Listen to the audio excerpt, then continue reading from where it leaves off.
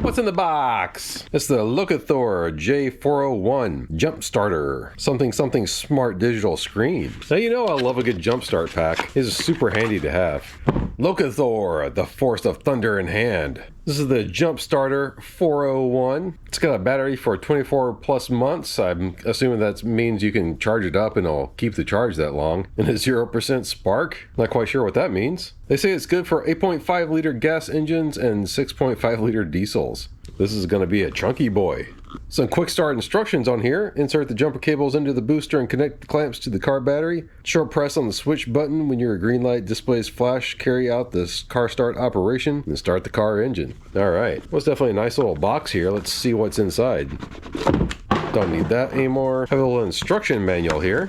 Ah, this is really good. This is what I was hoping to see.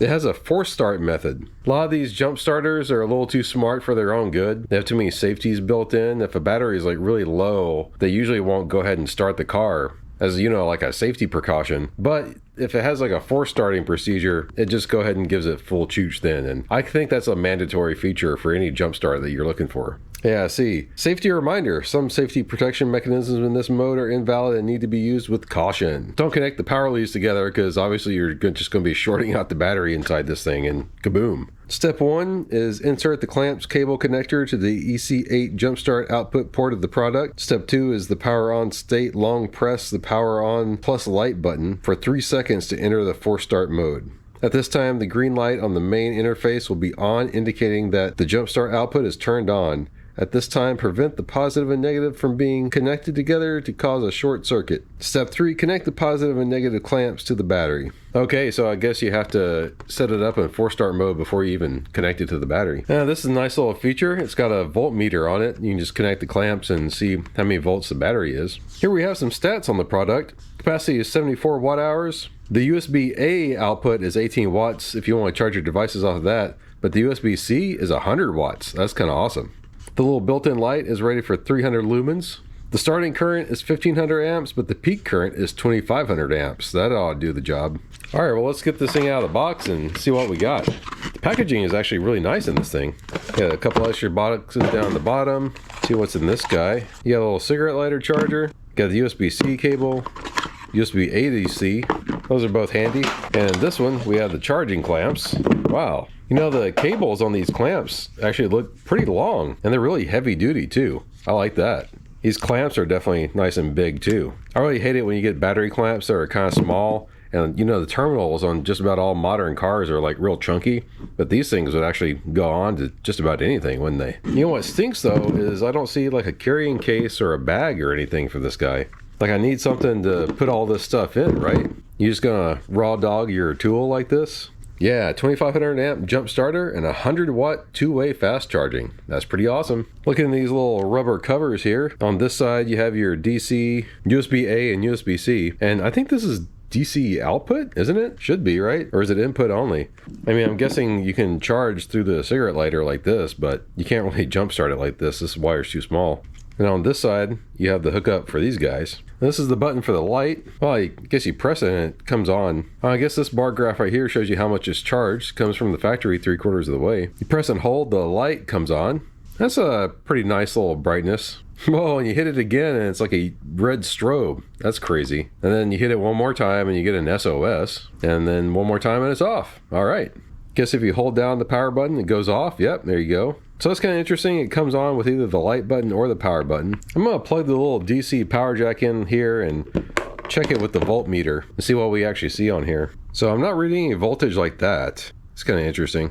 I wonder if that jack really is for charging. Let me look at the instructions again. Yeah, this is just for DC input, like if you wanted to charge it off the cigarette lighter in your car. That's kind of unfortunate. I really wish this was a DC output as well. That would be really handy.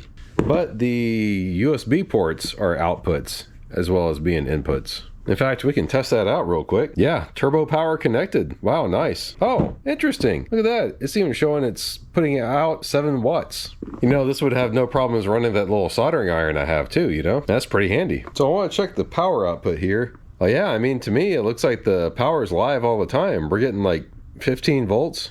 15.2, I don't know, it's kind of cycling a little weird. That's a little strange, but yeah, it's just always getting power, I suppose. Okay, let's go ahead and see if we can enter force start mode. We're supposed to hold down the light and the power button for 3 seconds.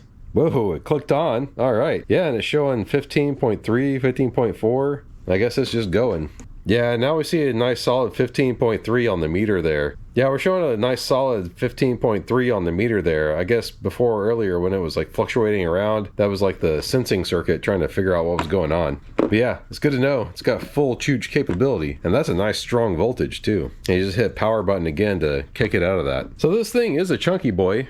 It's about 8.5 by 4 by 2 1/4, and I'll throw this thing on a scale in a few and we can get the weight of it too. But let's stop screwing around and go try this out on something. I threw it in one of these little canvas bags I have here just to be able to keep everything together, carried around. Really seems like they should have included something like this, but you know, I got some sitting around. I'll leave a link for it down in the description below just in case you want some. They're really great for organizing things. All right, well, let's give this thing a try in my old tractor here. I know that battery is pretty dead, and you know, the diesel in the tractor is kind of hard to turn over, so this ought to be a good test. So as soon as I plugged it in, it sounds like it started cycling, and I think it's actually trying to maybe charge up the battery here. Well, let's see if it'll start like this. Wow, I'm actually really impressed. I didn't even have to put it into the boost mode or whatever. I just fired this thing right up. That is really impressive, yeah. Let me disconnect it and then maybe we'll see, because that almost looks like it had a good battery, but it doesn't. You hear it just try to barely click? Yeah, that battery is pretty much toast. It'll like just barely click the relay for the starter, and that's it. But that's super impressive that without even putting it in boost mode, it just immediately fired this thing off. This little guy is badass. Well, if you want to get one for yourself, I'll leave a link down in the description below. And be sure to subscribe if you're not already, and give us a thumbs up. It really helps the channel out. Well, bye. Thanks for watching. See you guys next time. Well, let's see how much she weighs, cables and all. That's 3 pounds and 11 ounces, and just the booster itself is 2 pounds 6. So these cables are pretty darn hefty.